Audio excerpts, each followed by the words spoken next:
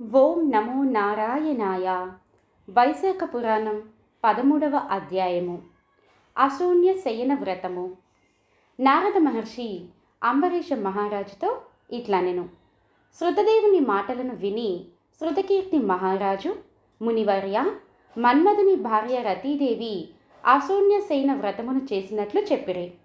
ఆమెకు ఆ వ్రత విధానమును దేవతలు చెప్పినట్లుగా మీరు అనిరి. దయ ఉంచి నాకు ఆ వ్రత విధానమును వివరింపుడు.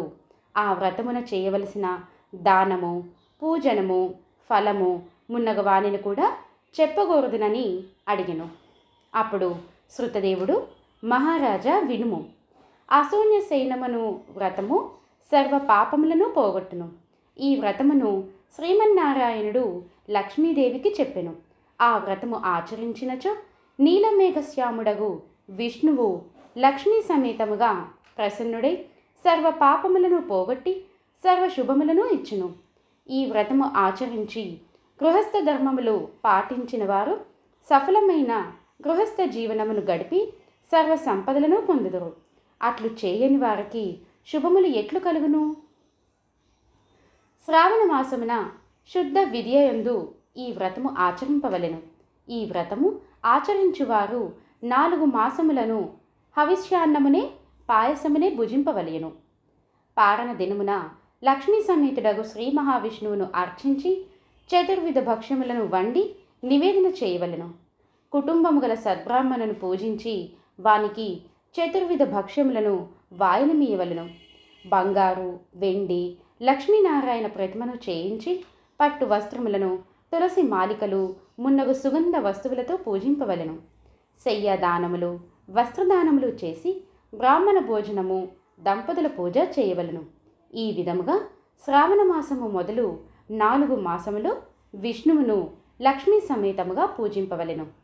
తర్వాత మార్గశిరము, పుష్యము, మాఘము, ఫాల్గుణము అను మాసములయందును లక్ష్మీ సమేతుడగు శ్రీమన్నారాయణుణ్ణి పూజింపవలెను.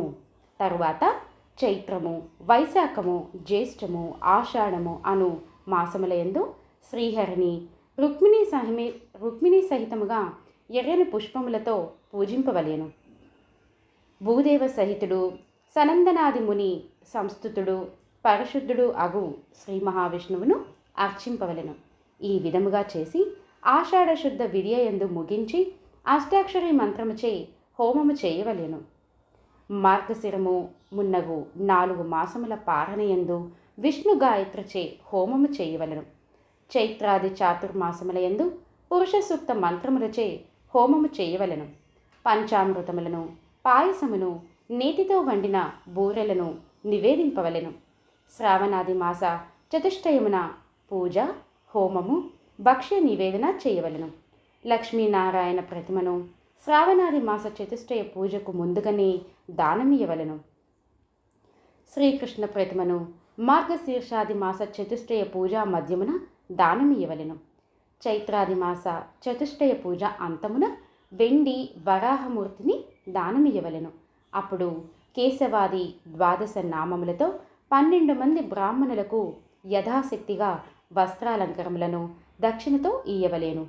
నేతితో వండిన బూరెలు ఒక్కొక్కనికి 12 చొప్పున దానమియవలెను.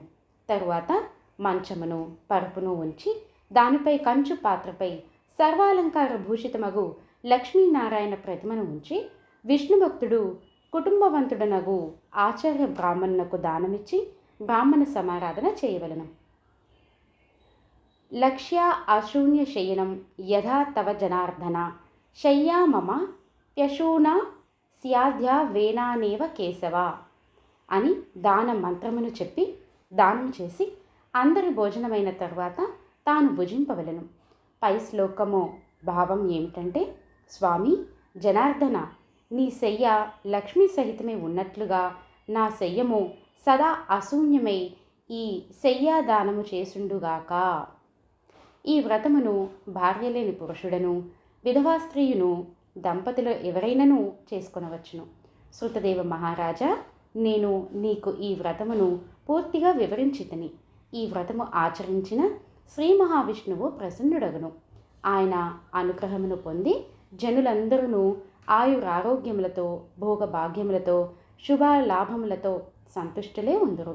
కావున యథాశక్తిగా భక్తి శ్రద్ధలతో ఈ వ్రతము ఆచరించి భగవద్ అనుగ్రహమును పొందవలెను.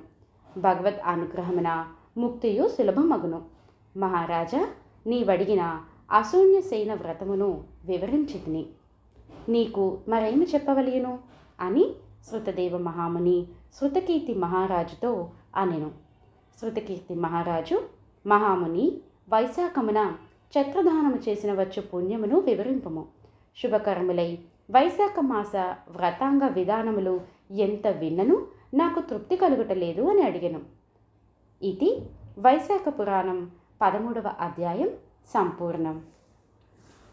మరిన్ని భక్తి విశేషాల కోసం పురాణాలు, సచ్చరిత్రలు, అవధూతుల చరిత్రలు, పండుగ విశిష్టతలు, భక్తి పాటలు, కథలు, ఇలా ఇంకెన్నో భక్తి విశేషాలను తెలుసుకోవాలి అని అనుకుంటే, నేను చేసే ప్రతి ఆడియో మీరు యూట్యూబ్లో వినాలి అని అనుకుంటే అందరూ వినగలరు, సబ్స్క్రైబ్ చేయగలరు, బెల్ని యాక్టివేట్ చేసుకోగలరు. బెల్ని టచ్ చేయడం ద్వారానే నేను పెట్టే ప్రతి నోటిఫికేషన్ మీకు వస్తుంది. ఓం నమో నారాయణాయ. స్వస్తి.